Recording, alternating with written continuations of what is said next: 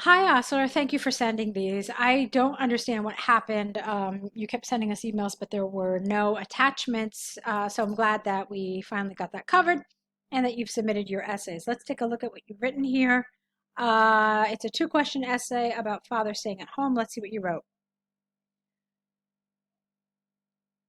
Parental responsibilities in children's education is a contentious topic which varies from society to society. Nowadays, in many modern societies, it is common to see that fathers stay at home and take care of their children while mothers go out to work. However, I strongly believe that children education must be shared by both parents for the well-being of the entire family, not just for the offspring. So this essay will discuss the possible reasons why this happened, using multiple examples from the UK's government and well-known universities like Oxford University demonstrate points and describe the argument. All right, so it's okay. Um, it's okay. There are a couple of things that I want to change. First of all, I want to change some of the grammar. All right. First of all, it is, you missed the it here. It is common to see that fathers stay at home. Second thing, this is completely straight from the prompt. You do not want to do that, okay? It's exactly what's written here, copied word for word. Definitely avoid this at all costs, okay? That's the second thing.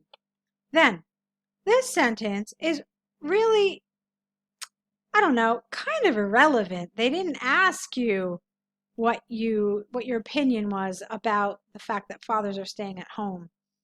And they never, I don't know, it felt rather irrelevant here. Like you thought it was like a, to what extent do you agree or disagree, or, or what are the advantages of this? It's just the wrong answer to the wrong question.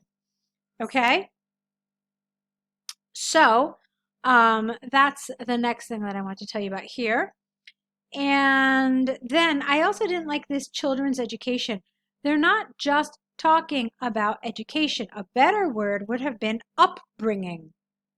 All right, that's really what we're talking about, because when we think of education, we think of a child in school, but this is clearly talking about parents. So you should have used the word upbringing. It would have made more sense. It would have been more relevant. Okay? So, and then in the next sentence, so this essay will discuss the possible reasons why this is happening. Okay? Demonstrate points and describe arguments. Make that plural. So that covers the, no, it doesn't cover the introduction, because you told us you're going to talk about reasons, and that's fine. And then it says, is this a positive or negative development? I don't have an answer to that from here. I understand that you're saying that their education must be shared by both parents, but what does that mean? I mean, is this a positive development, or are you telling us that this is a negative development?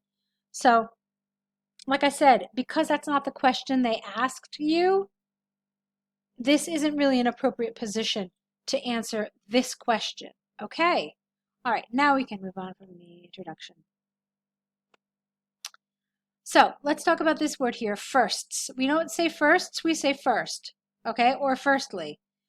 Okay, and then you've got a secondly here. So yeah, that should have been firstly. So let's see. Firstly, there is ample evidence indicating that mothers are replacing fathers as the main source of family income in many countries, probably because gender inequality in salaries has been, B-E-E-N, reduced constantly. Well, not constantly, maybe considerably. In this sense, for example, recent empirical research by the UK government demonstrated that the income for 90% of London households has been attained by both parents, and generally the salary received per hour by fathers and mothers were almost the same. Okay, I don't like in this sense. It doesn't fit here. It's the wrong linker. Secondly, there is ample evidence. Okay, I don't like that because you already said there is ample evidence. So it just feels very memorized. You needed to have something else. So you could have said, secondly, studies suggest that in many countries there is not discrimination, which means both parents obtain the same parental rights to take care of their children. according to surveys conducted by the U.S. government. All right, here you're saying U.S., but here you told us U.K. Many large companies gave the same parental rights without considering their gender. Therefore, it is clear that society has changed in many aspects recently, leading to a more equal situation between genders, including the fact that both parents share the responsibilities of raising their children. Okay, so that's fine. I like the way you developed this. I want to think about it a little bit, but I want to move on to your next paragraph. Although the equality in salaries and rights between genders may provoke, that's not the right word, that mothers are no longer the only presence at home, the negative impact of overdoing this cannot be overstated. All right, I don't mind this part of the sentence. That's good. But this part was awkward. Let's see. Although the equality in salaries and rights between genders may lead to mothers not being the only presence at home. Okay. This is largely because mothers becoming, no, you don't want an apostrophe here. Mothers becoming the only source of family income, no comma, could be as harmful as when they are not. First of all, we don't use contractions, and it's not do not be part when they are not part of the labor market. Also, the presence of female parents could be considered as indispensable, especially with an E here, when children are just babies, when the dependency on their mothers could be considered ed at their highest point. All right. I think this is a little underdeveloped. Take a look just at the length of your paragraphs. You spent a ton of time developing this and like maybe just a little over half the same time talking about this. I think you should have done more here. Another problem with this is that you're talking about the negative impact of overdoing this. Okay, fine. So overdoing anything is usually negative. But what about just like in a regular kind of way? I mean, so if you did it like, a little more conservatively and not overdoing it, do those negatives still apply? So I really feel like you limited yourself by talking about the extreme here with the overdoing it, and you didn't give this paragraph enough development. So you needed to say a lot more about this. So here, for example, you told us that mothers becoming the only source of family income could be as harmful as when they are not part of the labor market. You never explained to us why. Why is this harmful? What is it? What does it create? I mean, what's the problem with this? So, like I said, it's really underdeveloped. There's a lot more to say. And then you also didn't tell us why female parents are indispensable in the home. So you just really there are a lot of questions here that remain unanswered, and I think you needed to do that, answer them basically to develop this. And then if you had done that, you would have seen that these paragraphs would have been a lot more equal in terms of length and in terms of development. So to conclude from the arguments and examples given, I firmly believe that an equilibrium should be pursued. That's a lovely sentence there. Good. Where male and female parents share their roles in the families and both actively participate in the education of their children. Again, education is not the word you want. Upbringing, the raising of their children would have been also good. So I think you should have some ideas as to what the weaknesses of this essay are.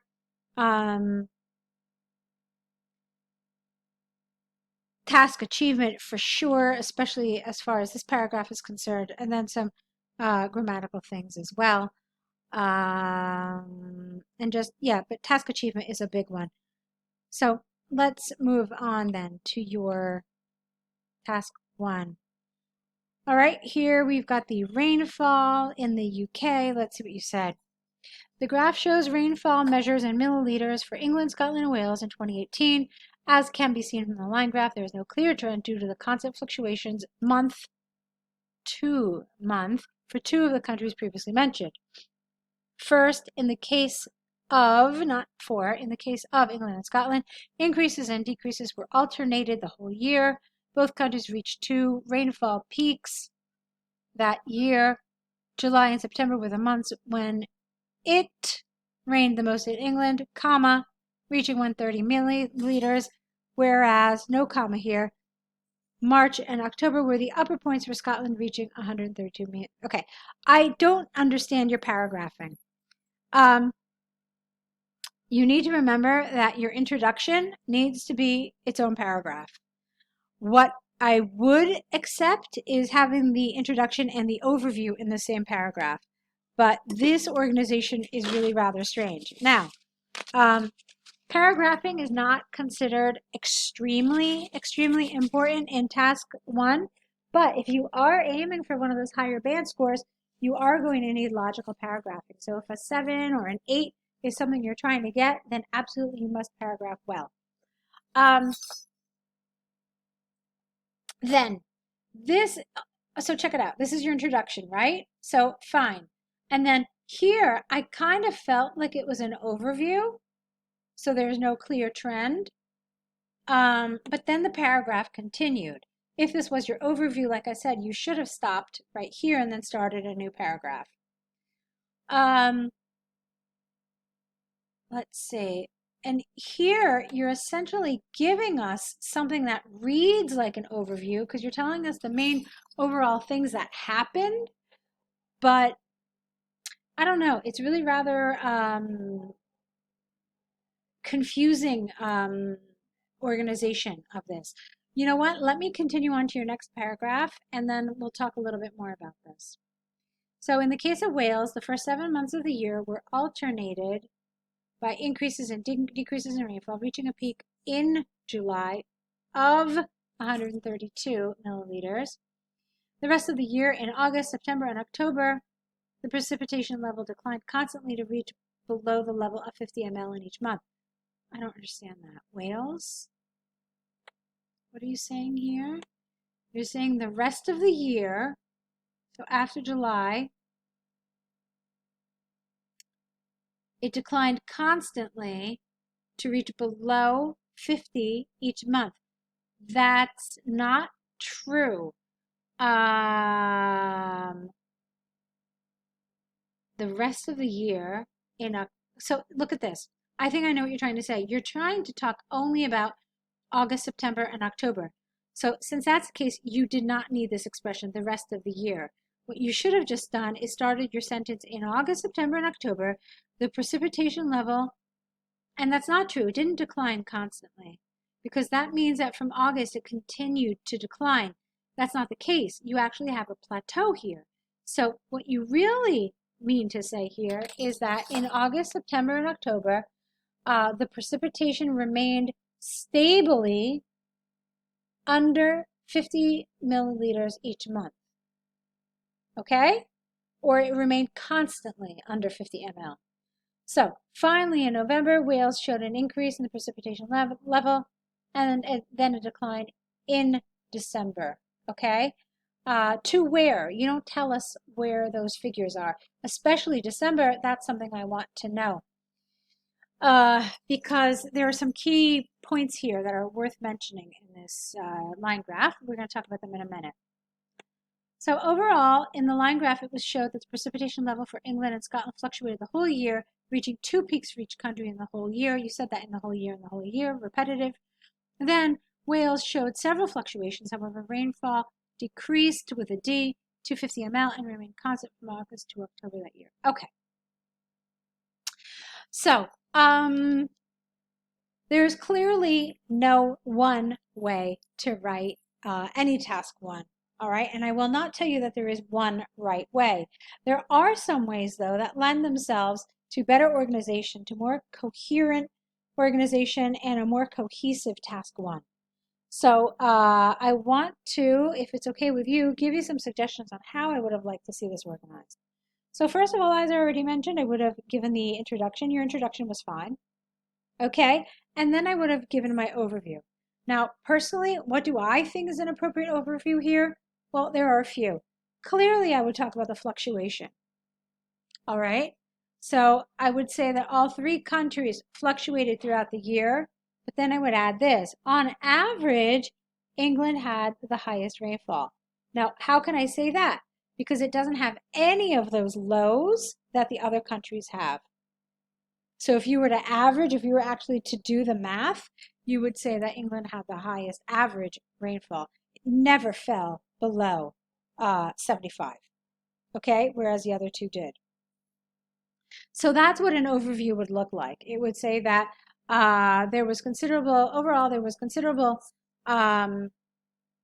fluctuation in the three countries throughout the year, yet England had on average the highest rainfall. All right, and then you're done.